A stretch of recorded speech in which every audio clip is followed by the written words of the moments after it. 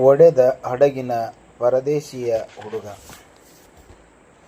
ಊರಿನ 6ನೆಯ ರಸ್ತೆಯ 7ನೆಯ ಮನೆಯಲ್ಲಿ 9ನೇ ಕೊಠಡಿ ಅವನು ವಾಸವಾಗಿದ್ದ.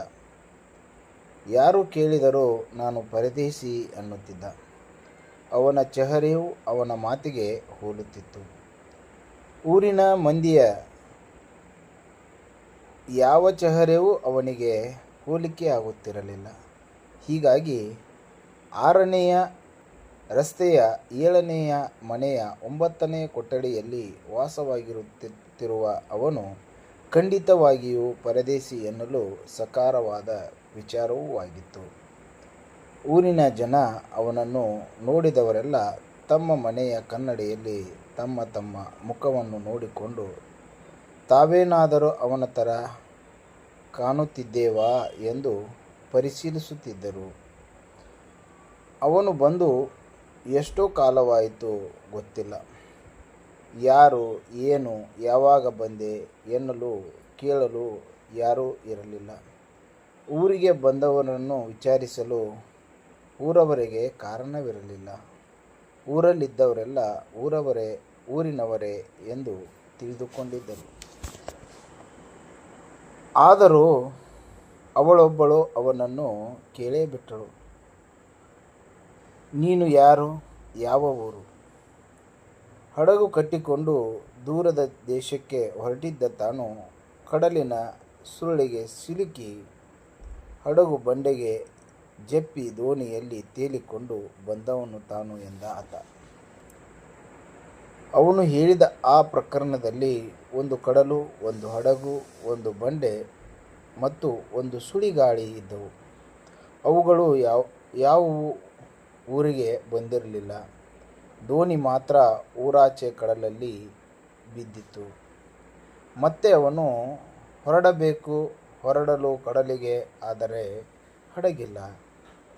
ಅವನೇನಾದರೂ ಹಡಗು ಕಟ್ಟಬಲ್ಲ, ಆದರೆ ಅವನಿರುವ ಈ ಊರಿನವರಿಗೆ ಹಡಗು ಕಟ್ಟಲು ಗೊತ್ತಿಲ್ಲ. ಹಡಗು ಕಟ್ಟಲು ತಿಳಿದವರ ಊರಲ್ಲಿ ಹಡಗು ಕಟ್ಟಲು ಬೇಕಾದ ಸಲಕರಣೆಗಳು ಕೂಡ ಇಲ್ಲ. ಕಡಲಿದ್ದರೂ ಹಡಗಿಲ್ಲದೆ ತನ್ನ ದೇಶಕ್ಕೆ ಹೋಗಲು ಅವನಿಗೆ ಸಾಧ್ಯವಾಗುತ್ತಿಲ್ಲ. ಇದು ಕೇಳಿ ಆಕೆಗೆ ಅವನ ಮೇಲೆ ಅನುರಾಗ ಮೂಡಿತು. ಎಂಥ ವಿಚಿತ್ರ ವಾಸ್ತವ ಎಂದು ಅವನು ಆಶ್ಚರ್ಯಗೊಂಡಳು. ಕಡಲಿಗೆ ಅವನು ಇದ್ದಾನೆ, ಆದರೆ ಹಡಗಿಲ್ಲ. ಹಡಗಿಲ್ಲದ ಅವನಿಗೆ ಕಡಲು ಇದ್ದೂ ಇಲ್ಲದ ಹಾಗೆ.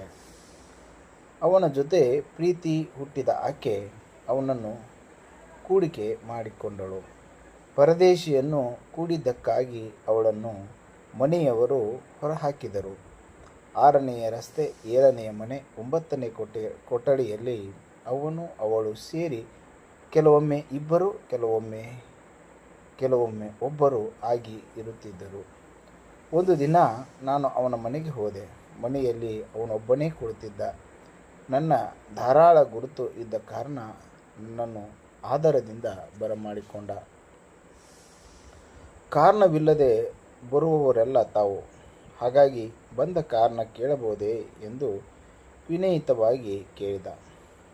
ನಾನು ಅವನಷ್ಟೇ ವಿನಯಿತವಾಗಿ ಒಂದು ಮಾತು ಕೇಳಬಹುದೇ ಎಂದು ಕೇಳಿ ಎಂದ. ನೀನು ಯಾವ ದೇಶದವನು ಎಂದು ಕೇಳಿದೆ. ಅವನು ತನ್ನ ಕೈಚೀಲನ್ನು ತೆರೆದ.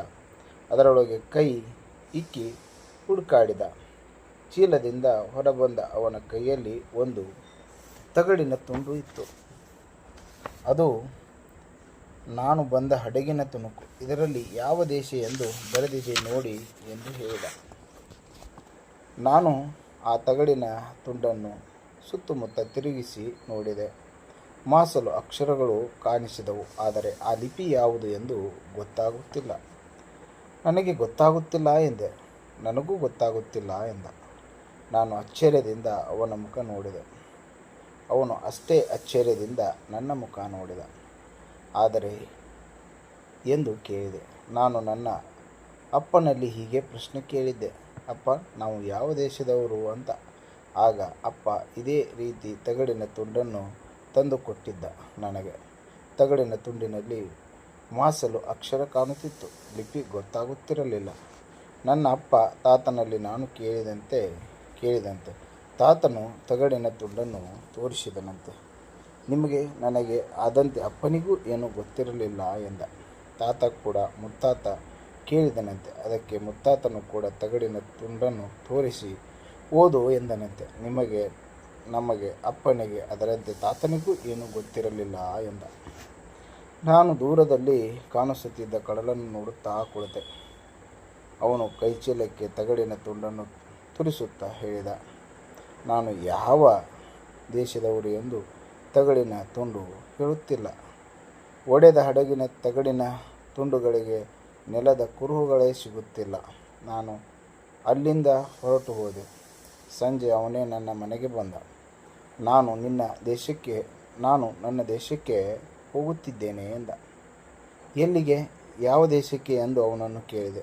ಸಮುದ್ರದಾಚೆಗೆ ಇರುವ ದೇಶಕ್ಕೆ ಎಂದ. ಅಲ್ಲಿ 10 ದೇಶಗಳಿವೆ ಎಂದೆ. ಒಡೆದ ಹಡಗಿನ ತಗಡು ತೋರಿಸಿದಾಗ, ಯಾರು ಒಳಗೆ ಕರೆದುಕೊಳ್ಳುವರೋ ಅದೇ ನನ್ನ ದೇಶ ಎನ್ನುತ್ತಾ ಅವನು ನನ್ನ ಮನೆಯಿಂದ ಹೊರಟು ಹೋದ. ಅವನು ಅವನ ದೇಶಕ್ಕೆ ಹೋದನೆ?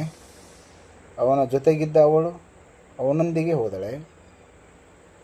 ಹಾಗೆ ಹೋಗಲು ಹಡಗು ಕಟ್ಟಿದವರು ಯಾರಿರಬಹುದು? ಅನ್ನುವಾಗಲೇ ಅಲ್ಲಿ ಕಾಣಿಸುವ ಊರವರು 6ನೇ ರಸ್ತೆ, 7ನೇ ಮನೆ, 9ನೇ ಕೊಠಡಿಯಲ್ಲಿ ನರಳಾಟ ಕೇಳುತ್ತಿದೆ ಎಂದು ಪದೇ ಪದೇ ಹೇಳುತ್ತಿದ್ದರು. ಅದು ಉತ್ತುಂಗ ಹೊತ್ತಿನದು ಎಂದು ಜೊತೆಗೆ ಊರಿನವರು ಕೂಡ ನಂಬಿಕೊಂಡಿದ್ದರು.